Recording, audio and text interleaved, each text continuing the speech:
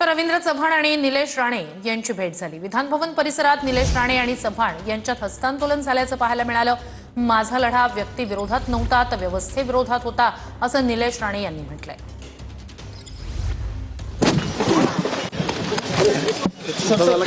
आता मी माझ्यानंतर आला नाही विमानामधून पण तुम्ही नंतर आलात। मी 5 मिनिटं अगोदर आलो। एअरपोर्टवर पण आपली चुकामुक झाली। आम्ही आता येताना मग आता आलो। हो हो सांगा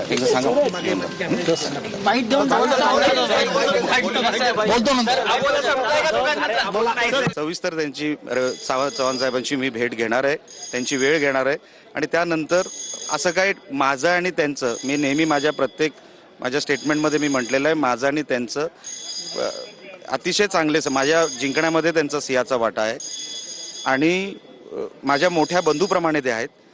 ते मला वेळ देतील, मी त्यांना जाऊन भेटणार। तुम्ही बरेचसे आरोप केले होते मालवण नगर परिषदेमध्ये। मी निवडणूक आयोगावर आरोप केले होते आणि एक रिट पिटिशन फाईल केले मी हायकोर्टामध्ये बोगस ओबीसी सर्टिफिकेटच्या माध्यमातून। आता त्याचा निकाल काय लागतो हे निवडणूक आयोगाने मला द्यायचं आहे, भारतीय जनता पक्षाने नाही।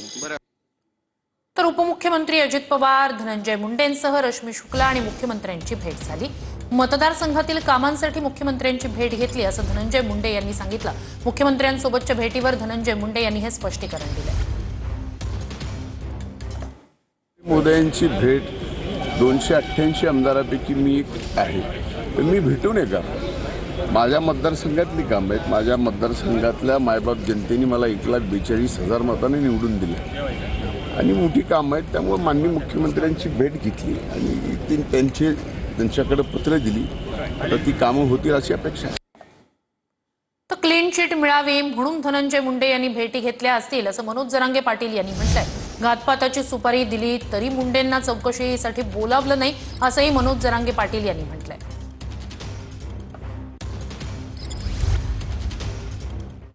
2.5 कोटीची जरांगे पाटलाची घातपाताची सुपारी आम्हाला दिली म्हणून तरी पण त्याला चौकशीला बोलवलं जात नाही, त्याला अटक केलं जात नाही। ही अजितदादावर आणि फडणवीस साहेबांवर शंका घेणारा विषय 100% सांगतो मी तुम्हाला, कारण ते त्यांच्या पायावर लोळला आहे, पाय पडला आहे की मला या घातपाताच्या जरांगे पाटलाच्या चौकशीपासून टाळा।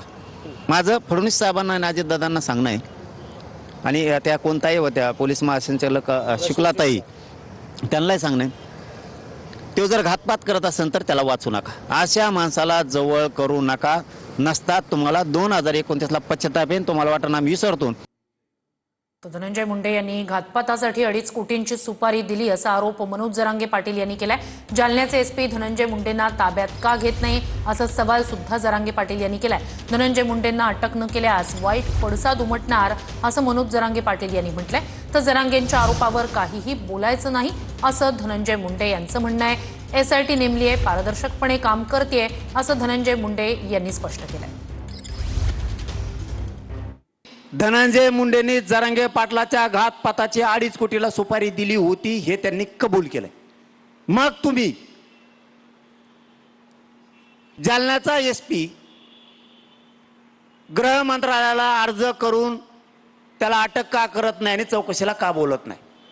फडणवीस साहेब, मनोज जरांगे बोलला तर मग हटत नाही। तुम्हाला सांगतो याचे पडसाद वाईट होणार आहेत तुम्ही जर त्याला चौकशीला घेतला नाही तर। खरं तर आरोप तुमच्यावरती जरांगे पाटील करतात की त्यांच्या मला यावर काहीही बोलायचं नाही। एसआयटी नेमलेली आहे आणि एसआयटी पूर्णपणे पारदर्शक होण्याचं काम करते। तुम्हाला तरी विश्वास बसेल का? आता हे आपल्याला कळायला पाहिजे की हेतू पुरस्कार आहेत का काय आहेत, फक्त एकट्यावरच आहेत हे आता आपल्या माध्यमांना लक्षात आलंय की टार्गेट अशा पद्धतीने केलं जात आहे। त्यामुळे स्वाभाविक आहे कोण काय आरोप करतो याच्यापेक्षा मी माझं सरळ सरळ काम करतोय। अभिनेते सयाजी शिंदे यांनी राज ठाकरे यांची भेट घेतली। तपोवनातील वृक्षतोडीच्या मुद्द्यावरून सयाजी शिंदे यांनी राज ठाकरे यांची भेट घेतली। अमेय खोपकर देखील यावेळी सयाजी शिंदे यांच्यासोबत राज ठाकरेंच्या भेटीसाठी गेले होते।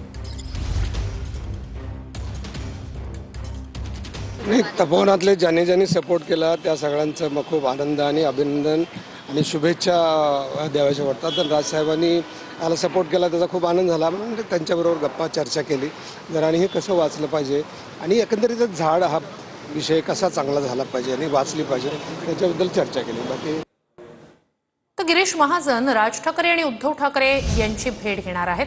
तपोवन वृक्षतोडी संदर्भात गरज भासल्यास भेट घेणार असं गिरीश महाजन यांनी म्हटलंय. याच संदर्भात प्रश्न उपस्थित झाल्यास सभागृहात निवेदनही देणार असं गिरीश महाजन यांनी स्पष्ट केलंय.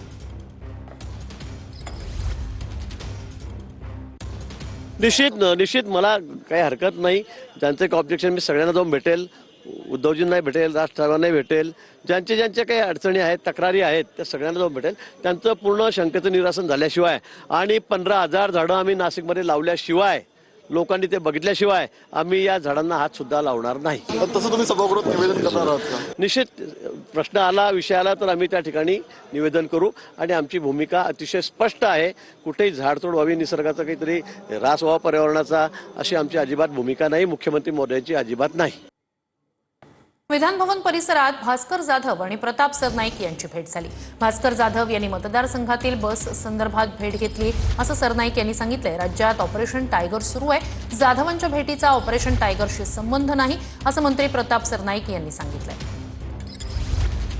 भास्कर जाधव मला भेटले, काही चर्चा झाली, काही राजकीय चर्चा झाली. शेवटी माझे जुने मित्र आहेत. 20 वर्ष सभागृहामध्ये ते आणि मी एकत्रितपणे काम करत असताना कोकणातले आमदार म्हणून आम्ही एक दुसऱ्यांकडे विविध कामांसाठी जात असतो. ते जेव्हा नगरविकासचे राज्यमंत्री होते तेव्हा मी त्यांच्याकडे माझं कामं घेऊन जायचो.